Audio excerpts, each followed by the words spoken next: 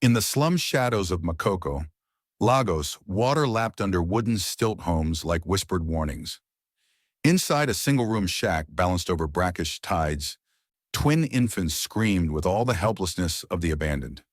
Their mother Vanessa shoved clothes into a plastic duffel bag with the fury of a woman betrayed by her own choices.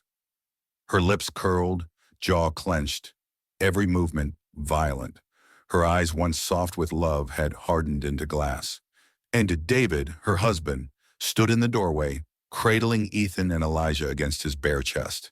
His voice was low, his body trembling from sleeplessness and hunger. "Please, Vanessa. The boys. They need their mother." But her laughter was cold. "I'm not their mother anymore. I didn't sign up to starve with you. You've become a beggar, and I won't be dragged down." She paused, eyes gleaming with cruelty. "Truth is, I don't care if they live or die." She stormed out, slamming the metal door so hard the whole shack shook.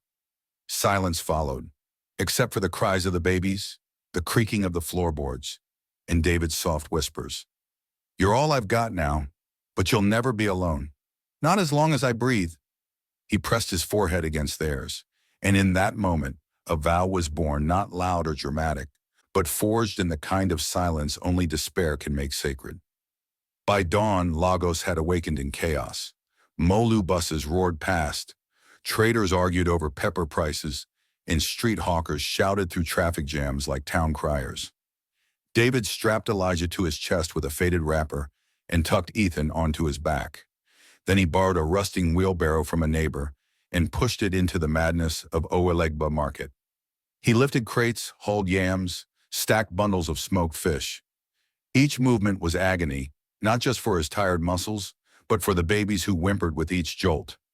Some customers pitied him.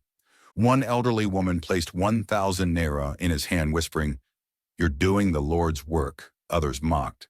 "See enjoyment peekin'," one woman jeered. "You no think before you enter bed?" David ignored them all.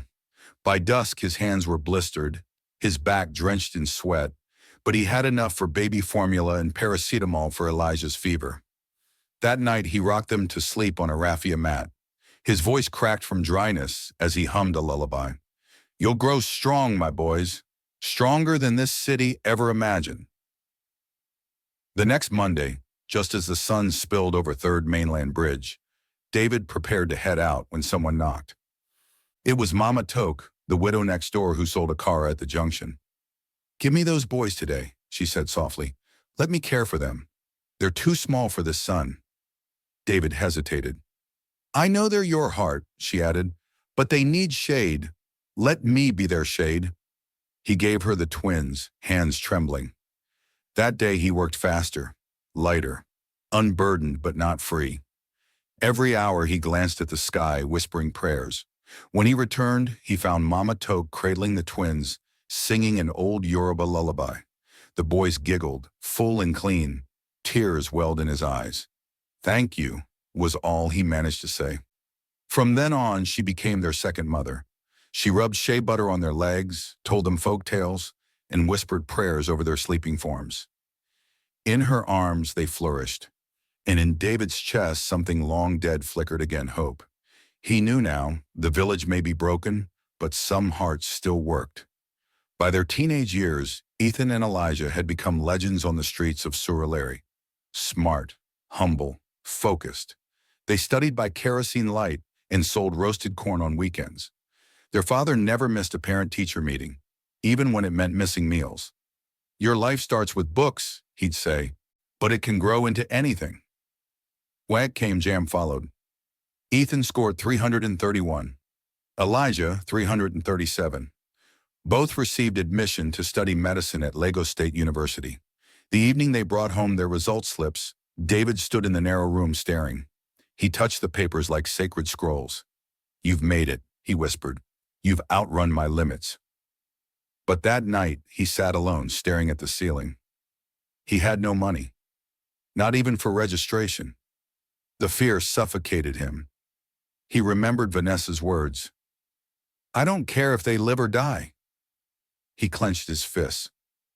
"I do," he whispered to the shadows, "and I'll prove it, even if it kills me." At dawn, David dressed in his finest old shirt, washed and ironed with pride, then walked into Ikoyi with his heart in his hand. One by one, he approached the gates of mansions. "Please," he begged, "make me your houseboy. Sweep, wash, clean anything. Just help my sons go to school." The guards laughed. One Oga barely glanced at him before slamming the gate. "Trained twin doctors?" he scoffed. "Go beg your God." David tried again and again. By sunset, he had knocked on 5 doors. His knees ached from kneeling. His eyes burned with shame. At home, he said nothing. But that night, he called his sons to his side. His voice was hoarse. "I tried. I did. But I couldn't find anyone to help us." Ethan placed his hand on his father's shoulder. "You don't owe us anything. You already gave us everything." Later, while they slept, David fell on his knees beside their mattress. No one saw his tears. No one heard his prayer except the ceiling. And maybe heaven. "Lord, I've reached my end. If there's a door, open it now. Don't let their future end at my failure." His shoulders shook, but even in that darkness, the vow held. The next morning, the boys dressed not for class, but for hustle. They visited restaurants across Yaba, asking for jobs. Most turned them down. One manager told them, "This is Lagos, not a pity party." At last, they found work at a clean buka in Bariga. "You'll wash, you'll mop, you'll learn," the owner, Madam Stella, said. They nodded. "We'll do anything." They worked like machines, polite, precise, persistent. Customers noticed. Tips came, then compliments. Madam Stella offered them more shifts. They saved every naira, praying over every meal they skipped. At night, they sat with their father, counting their earnings on the floor, eyes lit with silent fire. After 6 months, they had enough to rent a small space and open their own food cart. Twin Flames Street Kitchen. With Mama Toke's recipes and Elijah's suya sauce, they created magic. They sold noodles by torchlight, plantain with firewood char, jollof rice that brought back customers. Lagos began to whisper their name. A new path had opened, and they were sprinting toward it. One rainy evening, after wiping down the last table, Ethan noticed a black leather briefcase tucked under a plastic chair. He called Elijah. Someone forgot this. Curiosity got the better of them. They opened it gently. Inside, a stack of foreign currency and official documents, land deeds, offshore accounts, and papers marked private. They looked at each other. Elijah joked, "This one fit Pele CU and Harvard joint." But Ethan shook his head. "This isn't ours." They locked it back and took it home. The next morning, as they set up the stall, a black SUV pulled up. A well-dressed man stepped out, panic in his eyes. "Did you find a briefcase here yesterday?" Ethan stepped forward and handed it over. The man stared in disbelief. "This bag could buy your business twice over." Elijah smiled. "That's why we didn't touch it." The man said nothing, just nodded and drove away. They thought it was the end. It wasn't. 2 days later, the same SUV pulled up again. But this time, the man stepped out smiling. "I'm Mr. Charles Adebayo," he said. "That briefcase had everything my family owns. You saved us. Follow me." They followed him across town to a freshly painted building near Lekki. "This is yours," he said. "Free, title in your names. Call it Twin Flames Lagos." They thought it was a prank until he handed over the keys. "Integrity is rare in this city. You've earned this." Their hands trembled as they unlocked the gate. Marble counters, stainless steel sinks, industrial kitchen. Everything was waiting. That evening, they found their father selling fruits under a battered umbrella. They ran to him, hugged him tight. "Papa, your prayers have legs. They walked us into destiny."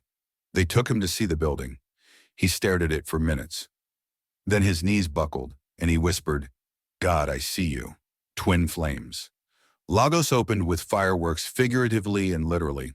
Bloggers reviewed them. Influencers visited. Business boomed. Then one afternoon, a frail woman with sunken cheeks entered. "Please, I'll do anything. Wash, mop, serve. Just let me work." There were no vacancies, but Ethan felt something stir. "We'll give you a chance," he said. "You start tomorrow." The woman's name was Veronica. She worked quietly, eyes on the floor. No complaints, no demands.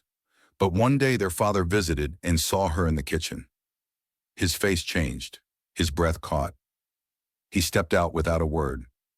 Later, he called the boys into the office. "That woman," he said quietly, "is your mother." Shock, silence, then anger. The woman who left them had returned without knowing who they were. That evening, they called her into the office. When she saw David standing beside the boys, she froze.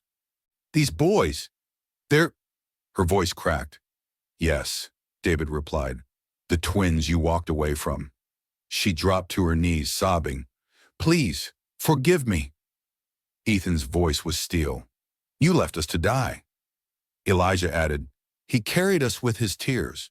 You don't get to erase that." But Veronica begged. "I was broken, foolish.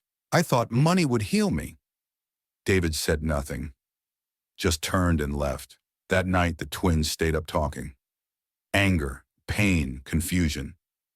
And then, silence. The kind that leaves room for mercy. They decided to give her a second chance, not just as a cleaner, but as the matron, a chance to rebuild. For a few months, it worked. She smiled, the customers loved her. But soon, old habits returned. She scolded workers, insulted the cooks, whispered bitter things. The vibe of the restaurant soured. When they confronted her, she shouted, "I'm your mother! You owe me this!" Ethan's face turned dark.